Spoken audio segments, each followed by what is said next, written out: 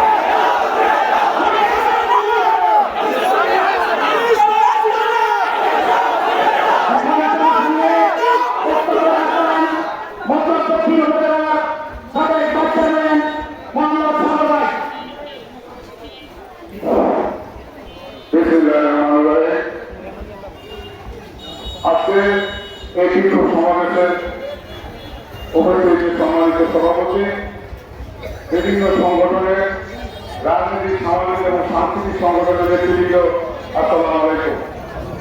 আপনারা কি জানেন আজকে কোন ব্যাপারে কোন উদ্দেশ্যে আপনারা এখানে সমবেত হয়েছে? আমি স্পষ্ট করে একটা কথা বলতে চাই, আমাদের এই মন্ত্র ঐতিহ্যবাহী মন্ত্রে আমরা যে যে সংগঠনই করি না কেন খুব শান্তিপ্রিয়, আমরা কখনো অশান্তি চাই। আমরা বিভিন্ন সংগঠনে বিভিন্নভাবে বিভিন্ন ব্যাপারে আমরা জড়িত, কিন্তু কখনোই আমরা এই শান্তির যে সত্তা, শান্তিপূর্ণ যে সহবস্থান আমরা কখনই সেটা পূর্ণ করি। কিন্তু আমরা লক্ষ্য করছি এই যে শান্তমান যে ছেলে বিদেশে ওমান থাকে, এই শান্ত হিসেবে অশান্ত একটা গ্রুপ তৈরি, এবং শুধু এই ঘটনায় না, আরো কয়েকটি ঘটনা ঘটেছে। তাই আমরা ধরে নিতে পারি ইচ্ছাকৃতভাবে, পরিকল্পিতভাবে ইসলামকে ধ্বংস করার জন্য আমাদের নবীজির ব্যাপারে যে ধরনের কথা এখানে বলেছেন, সেই যুগে সেখান দিয়েছে। আমরা এখান থেকে জোর দাবি করবো প্রশাসনকে অনতি বিলম্বে 24 ঘন্টা 48 ঘন্টা আমি ওইভাবে কথা বলবো না। আপনাদের নৈতিক দায়িত্ব, আপনারা প্রশাসনের চাকরি করেন, আপনারা তো মুসলমান সব ধরনের লোক আছেন। আমরা চাই এই মতবাদ যাতে কোন ক্রমে অশান্ত করার পরিবেশ সৃষ্টি না হয়, এবং অবশ্যই প্রশাসন পারেন এমন কোন কাজ নেই। ইতিমধ্যে প্রশাসনের কিছু কাজ আমরা দেখেছি যে তারা দায়িত্ব পালন করেছে এবং এই ব্যাপারে অত্যন্ত সচেষ্ট। আমরা চাই যে অভিযুক্ত লোক সে কিন্তু বিদেশে, তার বাবা মা আত্মীয় স্বজনরা কিন্তু দেখে কোন ক্রমে এদেশে তাতে গ্রেফতার করা হয়, এবং এখানে যারা আছে অবস্থান করে, আমি জানি অনেকে ব্যবসা বাণিজ্য, অনেক খাওয়া এসে জীবন কাটাচ্ছে, কোন ক্রমে এদেশে এখানে কোন ব্যবসা বাণিজ্য কোনো কিছু করতে যাওয়া যাবে না। আমি সবাইকে ধৈর্য ধারণ করার জন্য বলবো, প্রশাসন করতে যোগ দিতে হবে, এটা ট্রু আবিষ্কার করে যাতে এদেরকে দৃষ্টান্তমূলক শাস্তি দেওয়া হয়। আমি বক্তব্য দীর্ঘায়িত করবো না, সকলকে আমি আহ্বান জানাবো ধৈর্য ধারণ করবেন, এবং প্রশাসনকে আমি দৃষ্টি আকর্ষণ করবো খুব দ্রুত এবং গ্রেফতার করা। কারণ আপনি এখান থেকে যে রিপোর্ট পাঠাবেন, এরা সেখানে বিদেশে যাবে, সে চাকরি করে, সেখানে যে প্রশাসন তাকে আমাদের দেশে পাঠানো নির্দিষ্ট করে বিচার প্রক্রিয়া শুরু হবে। আমরা তারা অবশ্যই দৃষ্টান্তমূলক তার ফাঁসি জায়গায় কোন স্যাক্রিফাইস করে যাচ্ছে প্রত্যাশা থেকে আমি আমার বক্তব্য শেষ করি। আসসালামু আলাইকুম। সম্মানিত জনতা, আপনারা জানেন এই ইসলামের পরিকল্পনা নিয়ে সারা বাংলাদেশে তাদের কার্যক্রম পরিচালনা করে, তাদের মধ্যে একটি কুখ্যাত পরিকল্পনা আছে ইসলামের সমস্যা নিয়ে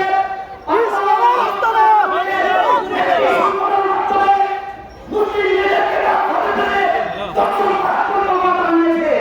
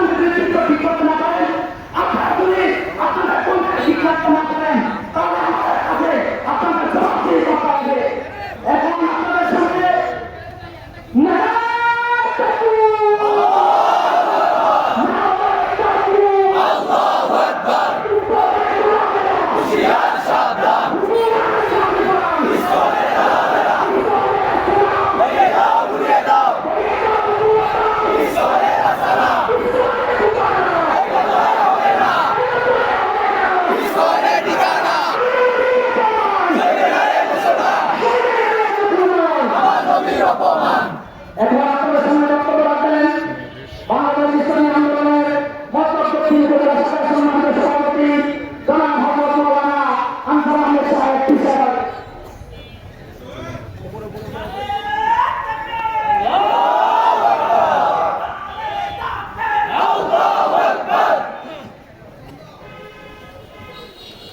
সবাইকে দরুদ শরীফ করি। আল্লাহুম্মা সাল্লি আলা সাইয়্যিদিনা সাল্লাল্লাহু আলাইহি ওয়া আলা আলিহি ওয়া আসহাবিহি ওয়া বারাকা ওয়া সাল্লাম। আজকে আমরা এখানে কেন উপস্থিত হয়েছি আমরা সকলেই জানি। আমাদের মধ্যে যাদের নিম্নতম ঈমান আছে, তাদের আজকে অন্তরের রক্তক্ষরণ করছে, কথা ঠিক না বেঠিক? আমার নবী প্যারা নবী মুহাম্মদ আরবি মুহাম্মদুর রাসূলুল্লাহ সাল্লাল্লাহু আলাইহি ওয়াসাল্লাম সমস্ত মানুষের শ্রেষ্ঠ মানুষ। এক খ্রিস্টান পাদ্রী 100 লোকের ইতিহাস লেখছে, 1000 লোকের ইতিহাস লেখছে। সেখানে সে আমার নবীর ইতিহাসটা সর্বপ্রথম আনছে। জিজ্ঞাসা করা হয়েছে, কেন আনছো? বলে, যত মানুষের ইতিহাস দেখছি ভাবছি, কিন্তু মহানবীর মতো আখলাকওয়ালা, মহানবীর মতো চরিত্রওয়ালা আর কোনো মানুষ পৃথিবীর মধ্যে পাওয়া যায় না। বঙ্গবন্ধুদের খ্রিস্টান, তোমাদের ধর্মের তো লোক আছে, যাদের নাম লেখলাম না? বলে না, কিছু না কিছু খুদ আছে, কিন্তু একজনই মানব পেয়েছি, তিনি হলেন মুহাম্মদুর রাসূলুল্লাহ সাল্লাল্লাহু আলাইহি ওয়াসাল্লাম। তার কোনো খুদ নাই। সাহাবীদের মধ্যে নরম সাহাবী ছিলেন আবু বকর, একদম নরম মানুষ, কিন্তু যখন এই নবীর বিরুদ্ধে কোন স্লোগান হয়েছে, আবু বকর এত রাগান্বিত হতেন, তিনি ওনার চেহারার দিকে তাকানো যেত না। আজকে আমরা মতলবে যেই ঘটনাগুলো বারবার হচ্ছে, কিছুদিন আগেও আমরা 6 থেকে 5 মাস আগে এই জায়গায় দাঁড়াতে হয়েছে, এই জন্য কথা বলে এত সাহস কোথা থেকে গেল, এত শক্তি তাদের কোথা থেকে আসছে?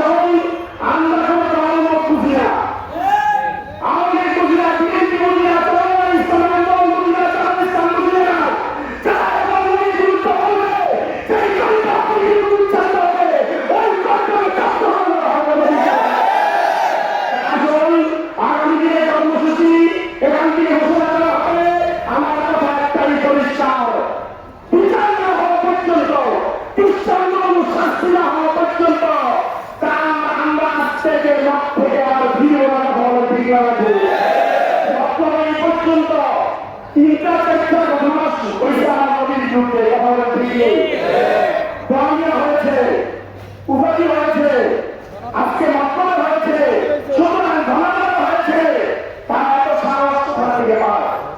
আমরা প্রস্তাব করলে তারা ওখান থেকে বেঁচে যাবে।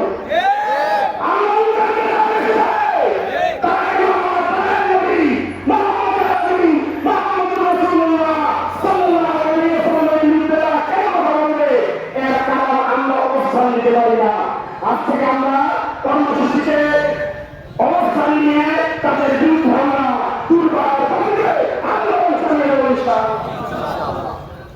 সম্মানিত কর্মী জনতা, একটি রোজগার আমরা বক্তব্য দিতে করবো না। এখন আপনাদের সামনে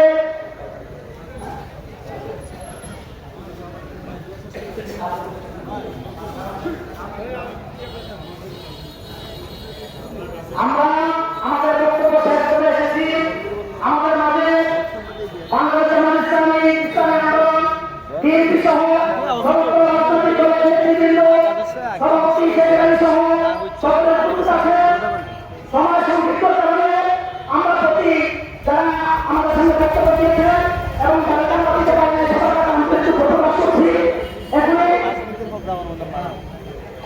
আপনাদের সামনে একটি জন্য বক্তব্য রাখবেন বাংলাদেশ জামাত ইসলামী মতলব সম্মানিত সভাপতি আব্দুল রাজ্জাক সাহেব। ভাই স্কুলের মন্দির এখনই বন্ধ করতে হইব। স্কুলে বন্ধ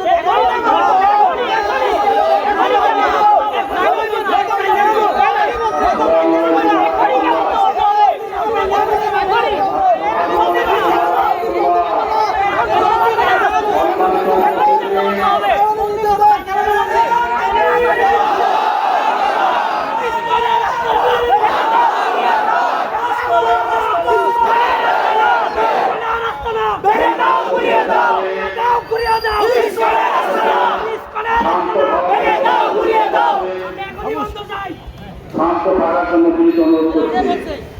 কি করছে? আমরা কোন ধর্ম গোষ্ঠীর বিরুদ্ধে আমাদের আজকের এই সমাবেশ নয়।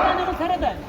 আমাদের আজকের এই প্রতিবাদ সমাবেশ এই শান্ত মানুষের পুরাণার সন্তান জনসম্মুখে বিচার আমার নবী আপনার নবী আমাদের হৃদয় স্পন্দন রাসূলুল্লাহ সাল্লাল্লাহু আলাইহি ওয়াসাল্লামের বিরুদ্ধে বিরোধিতা করেছে, কটূক্তি করেছে, তার প্রতিবাদে আজকে আমাদের এই সমাবেশ। আপনারা আমাদের এই সমাবেশের লক্ষ্য উদ্দেশ্য সম্পর্কে কিভাবে আপনারা জেনেছেন আমি সেই বিষয়ে কথা বলবো না, ঘটনা আপনারা কষ্ট পাচ্ছেন।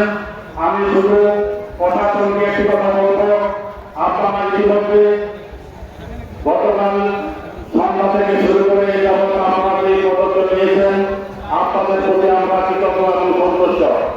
ইতিপূর্বে আপনারা সকলে সতর্ক করে নেতৃবৃন্দদেরকে এখানে ডেকেছেন, পরামর্শ নিয়েছেন, আমাদের সাথে মত বিনিময় করেছেন, আপনাদের ভবিষ্যৎ পরিকল্পনার কথা আমাদেরকে জানিয়েছেন। আপনাদের পরিকল্পনার প্রতি আমরা একাত্মতা ঘোষণা করছি। পাশাপাশি আমরা এই ভদ্রদের মুসলমানের এলাকা, এই এলাকাতে যে সকল কর্মকাণ্ডগুলো হচ্ছে, বিশেষ করে এই কয়েক মাসের মধ্যে এক এক করে 5টি ঘটনা সংঘটিত হয়েছে। কিন্তু আমরা যারা শতকরা 93 মুসলমান আমরা কিন্তু আপনাদের বিরুদ্ধে কোন অ্যাকশন বলে কোনো কর্মকাণ্ড আমরা এখনো আমরা এখনো করি নাই। তাই আপনারা মনে করেন না যে আমরা আমরা কিছু করে নাই। আর এই সুযোগে আপনারা একের পর এক এই ধরনের কর্মকাণ্ড করবেন, এগুলো কিন্তু ভবিষ্যতে নিয়ে যেতে জনগণকে এগুলো বেড়ে যাবে না।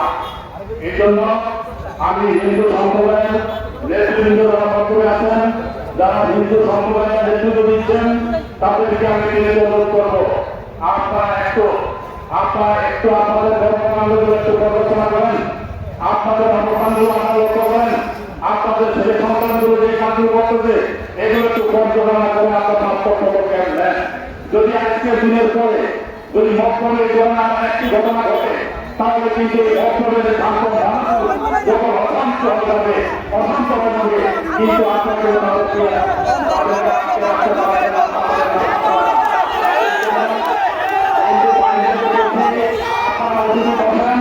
আপনারা কিভাবে মক্তবে শান্ত করবেন আপনার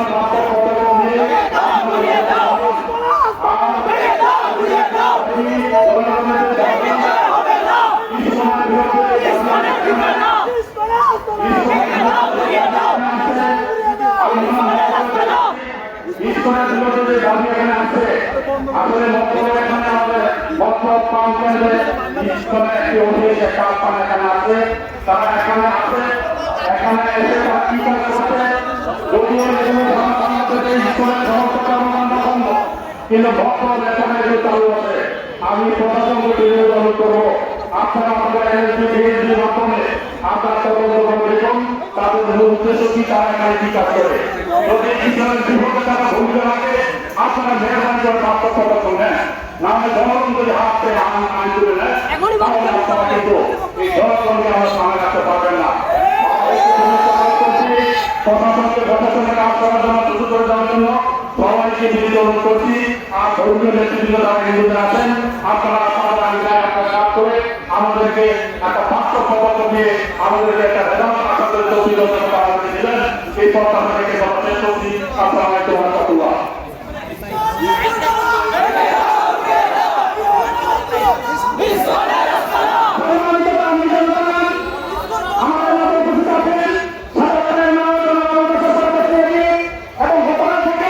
তিনি আমাদেরকে সুন্দর করার জন্য আপনার চেষ্টা করছেন, আমাদেরকে সহযোগিতা